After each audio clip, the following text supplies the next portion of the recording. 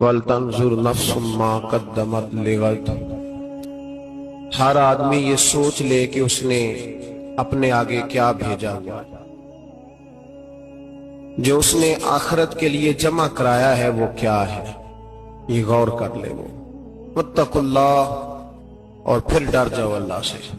इन्नल्लाह खबीरुम बिमा तामलून। फरमाया तुम जितने मर्जी पर्दे डालते फिरो, तुम्हारे रब को तुम्हारे तमाम कामों की खबर है, उसे पता है तुम क्या करते, वो जानता है। अजीज दोस्तों, बुजुर्गों और भाइयों,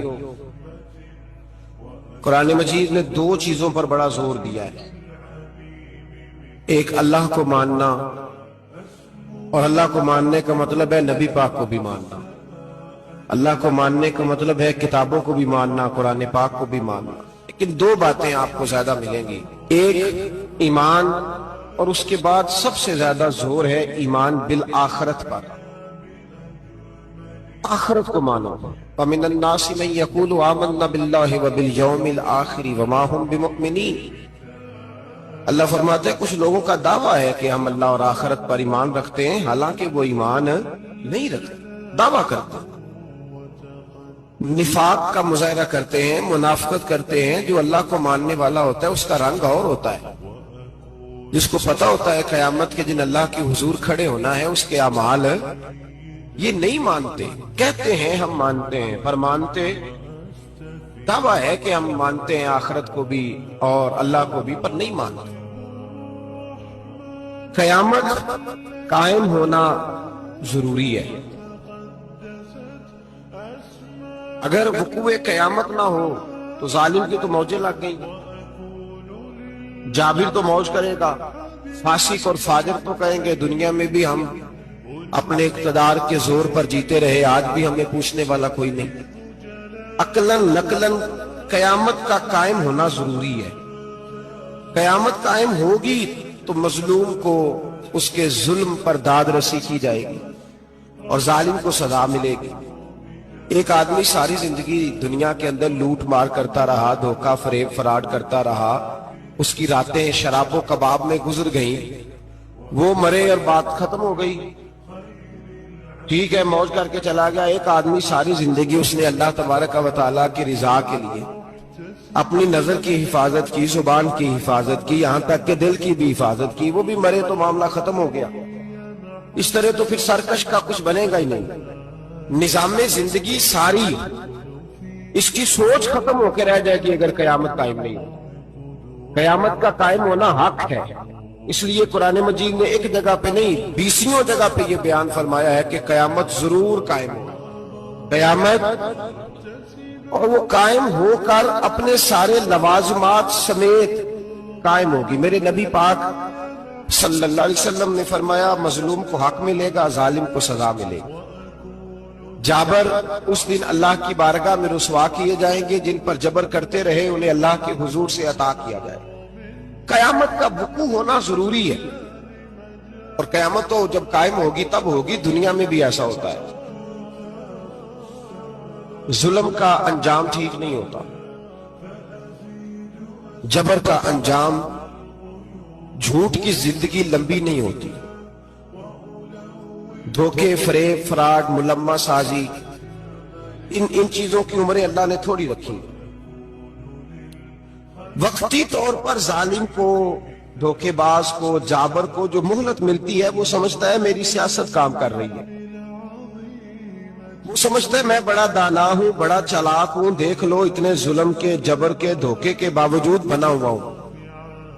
हालांकि अल्लाह की तरफ से उसे मोहलत मिलती है और बड़ा ही मेहरबान है। मोहलत इस तरह देता है कि मेरे नबी पाक अलैहिस्सलाम ने फरमाया जब मेरा मुसलमान नेकी करता है तो अल्लाह फरिश्तों से फरमाता है 70 गुना बढ़ा के लिख लो इसकी नेकी, 70 गुना।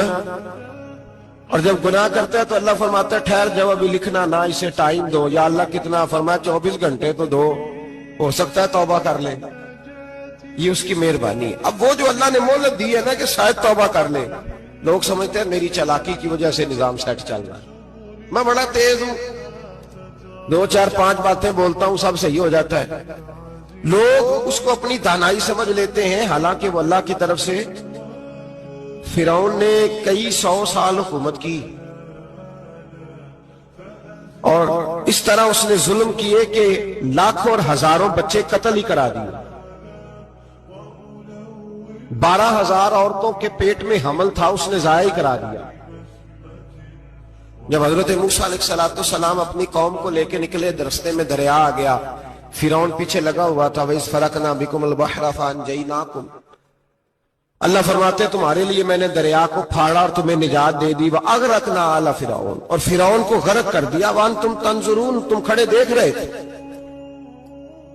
اب جب حضرت موسیٰ دریا کے کنارے پہنچے تو فرعون بھی پیچھے آیا. فرعون لوگوں سے کہا کرتا تھا کہ میں کہتا ہوں تو دریا چلتا ہے، میں کہتا ہوں تو ہوائیں آتی ہے، میرے حکم کے پابند ہے سارے. جاگ رہے نا آپ حضرات، غور فرمائیے گا بات پر. دعویٰ تھا اس کا کہ میں کہتا ہوں تو نظام زندگی چلتا ہے. اب جب دریا کے کنارے پہنچی حضرت موسیٰ علیہ السلام تو اللہ نے حکم دیا کہ آپ عصا ماریں. جناب موسیٰ نے عصا مارا، 12 رستے بن گئے. اب حضرت موسیٰ کی قوم گزر رہی تھی تو فرعون سے پوچھنے لگے کہ تو کہتا تھا میرے حکم سے چلتا ہے، تو وہ تو حضرت موسیٰ نے ڈنڈا مارا ہے تو رستہ بن گیا ہے. باز نہیں آتا انسان باز بنے بڑے اس کے پاس بڑی دلیلیں ہیں. جھوٹ سچ بول کے اپنے آپ کو مطمئن کرتا ہے، آخر دم تک تبدیل ہونے کو تیار نہیں ہوتا. دلیلیں گھڑتا رہتا ہے، بناتا رہتا ہے، شور کرتا ہے جان بوجھ کے. بھئی تو کہتا تھا میرے چلانے سے چلتا ہے، تو باز ابھی بھی نہیں آیا. کہنے لگا میں نے ہی حکم دیا ہے کہ ذرا پھٹ جا، مجھے یہ زندہ چاہیے. باز رسی جل گئی، بال کہنے لگا میں نہیں کہا ہے دریا کو کہ یہ مجھے زندہ چاہیے، میرے بھاگے ہوئے ہیں تو اس لیے پھٹا ہے، تو آؤ میرے ساتھ دریا کراس کریں. تو پتا تو ان کو بھی تھا نا جتنا تو رب بنا ہوا ہے، پتا تو تھا، سارے جانتے تھے. کہنے لگے تو پہلے کراس کر، اگر تو بچ گیا تو ہم بھی پیچھے آتے ہیں. اب چاروں ناچار. ایک روایت تو یہ ہے کہ یہ جب خدائی کا دعویٰ کرتا تھا نا، تخت پہ بیٹھا ہوتا تھا، تو ایک دن حضرت جبریل آئے اس کے پاس انسانی شکل میں. تو کہنے لگے میں بڑی دور سے آیا ہوں تو ایک مسئلہ پوچھنا تھا. کہا پوچھو. کہنے لگے ایک غلام تھا کسی بادشاہ کا، تو بادشاہ نے اسے تھوڑی دیر کے لیے ایک علاقے کی سربراہی دے دی. کتنی دیر کے لیے ہمیں سربراہیاں ملتی ہیں؟ کیوں جی؟ تھوڑی دیر کے لیے ملتی ہے نا. تھوڑی دیر کے لیے سربراہی دے دی ایک غلام کو. ذرا بات کو سمجھیے. حضرت جبریل پوچھتے ہیں، کہتے ہیں سربراہی مل گئی. اب وہ مالک ہی بن کے بیٹھ گیا ہے، وہ بات ہی نہیں سنتا. اس کو تھوڑی دیر کے لیے بنایا تھا، وہ تو خدائی کا دعویٰ کرنے لگا ہے. آپ بتائیں اس کا انجام کیا ہونا چاہیے؟ یہ مسئلہ پوچھنے آیا ہوں. تو فرعون کہنے لگا اس کا انجام یہ ہے کہ اسے پانی میں غوطے دے دے کے مار دو. انجام کیا ہے؟ بولیے کیا انجام ہے؟ کیا انجام ہے جی؟ پانی میں. اللہ اکبر، اپنی سزا تجویز کر رہا ہے. اس کی سزا کہ اسے پانی میں غوطے دے دے کے مارو ظالم کو. اسے تھوڑی دیر کے لیے بنایا تھا اور وہ چھائی گیا ہے، قبضہ ہی کر گیا ہے. حضرت جبریل کہنے لگے جی آپ لکھ کے دے دیں گے؟ کہنے لگا لاؤ لکھ دیتے ہیں. لکھوا لیا. جناب جبریل رکا لے کے تشریف لے گئے.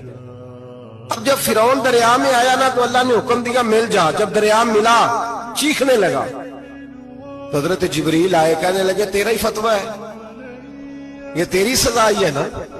ہم بھی بڑی سزائیں تجویز کرتے ہیں. یہ جھوٹا ہے جی، اس کا تو فلانا علاج ہونا چاہیے. تو اگر تو جھوٹ بولے تو یہ فلانا بڑا جاور ہے جی، اس کے ساتھ اس طرح ہونا چاہیے. تو اگر تو یہ کام کرے تو جو سزا تو لوگوں کے لیے تجویز کر رہا ہے تو اپنے بارے میں بھی سوچ. اب جب غوطے آئے نا، آخری وقت دیکھا وہ فرعون جو کہتا تھا میری مرضی سے دریا چلتا ہے. علامہ ساوی نے تفسیر ساوی میں لکھا ہے تڑپ کے رونے لگا.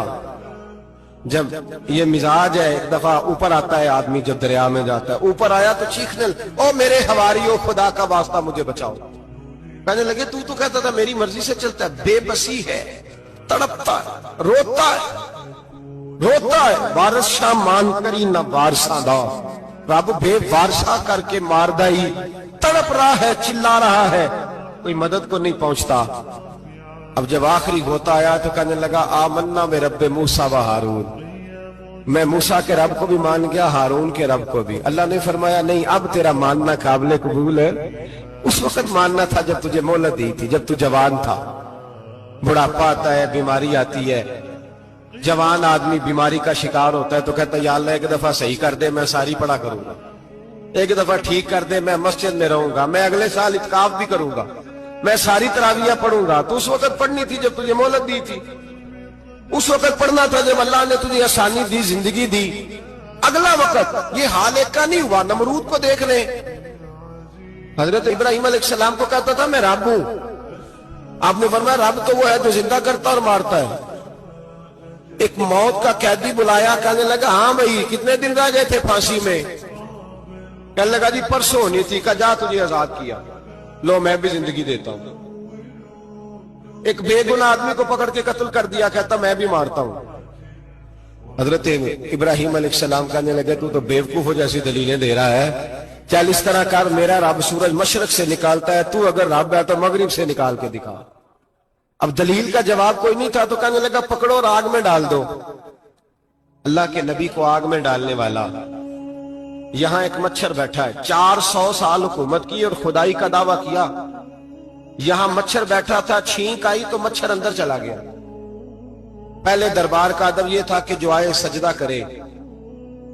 अब उसके सर पे कोई चीज मारता था तो उसे सुकून होता था, मच्छर थोड़ी देर के लिए उसका दिमाग छोड़ता था। ओ भाई ये इस धरती पे अल्लाह ने लोगों को नजारे दिखाए और हमें समझाने के लिए दिखाए, हमें तफक्कुर की, गौर की दावत दी कि देख लेना, अपने अमल को परखना। तुम्हारे अमल हजरत मूसा के फरमाबरदारों जैसे हैं, जनाब इब्राहिम के फरमाबरदारों जैसे हैं, या बन के बैठ गए हो? अब दरबार का अदब यह है, बेबसी का ये हाल है कि जूते लटकते हैं दरबार में, जो आता है जूता खींचता है। और अदब यह है कि 10 जूते नमरूद के सर पे मारो, और 400 साल जूते लगते रहे। रोता था, जो आदमी आता था मिन्नतें करता था, कहता था कहीं से कोई दवाई मिल जाएगी। पागलों जैसी जिंदगी गुजारी, पागलों जैसी सख्त। वो तो हिसाब, वकूए कयामत तो हिसाब होगा ही। यहां लोग पागल होके मरते हैं, माज़ नफ्सियाती मरीज होके मरते हैं। यहां आखिरी वक्त इतना सख्त आता है कि दुनिया मौत की दुआएं मांगती है। मेरे भाई जब इंसान जुल्म करता है तो भूल जाता है कि शायद मुझे पूछेगा कोई नहीं। जब वो ज्यादती करता है तो भूल जाता है। जब वो किसी का हक खाता है तो वो कहता है शायद इसका तो वारिस ही कोई नहीं जिसको मैं लूट रहा हूं। लेकिन जब अल्लाह की पकड़ आती है, हज्जाज बिन यूसुफ जालिम था, उसने अच्छे अच्छे काम भी किए थे। कुरान पाक पर जेरे ज़बरे आराब हज्जाज बिन यूसुफ ने लगवाया।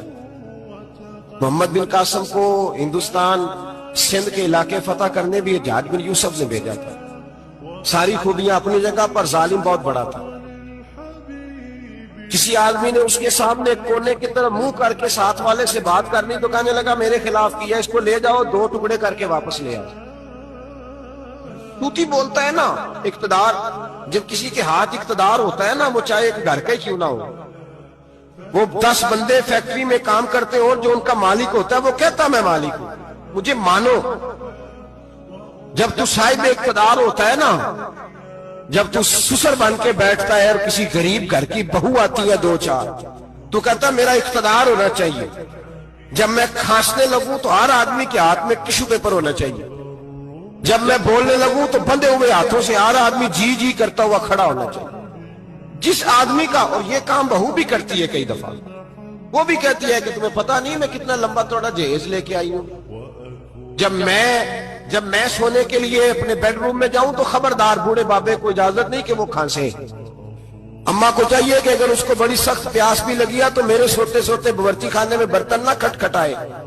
जो जहां भी जिस स्टेज पे भी बैठता है वो कहता है कोई नहीं मुझे पूछने वाला, मैं मुतले को लेनान हूं। जवान बूढ़ों का मजाक उड़ाते हैं, समझते हैं शायद कभी बूढ़े नहीं होंगे, मजाक उड़ाते हैं। तंदुरुस्त लोग बीमारों का मजाक उड़ाते हैं, शायद कभी बीमार नहीं होगा। हज्जाज बिन यूसुफ जालिम था, जुल्म करता था, ज्यादती करता था। हजरत सईद बिन जुबैर एक ताबी बुजुर्ग थे, इतने बड़े बुजुर्ग थे कि सारी रात नमाज पढ़ते थे, सारा साल रोजा रखते थे। एक दिन उन्होंने मिंबर पे बैठ के कहा कि हज्जाज जुल्म से बाज आ जाए वरना अल्लाह की लाठी बड़ी बेआवाज है। अल्लाह की लाठी, इसका क्या मतलब होता है?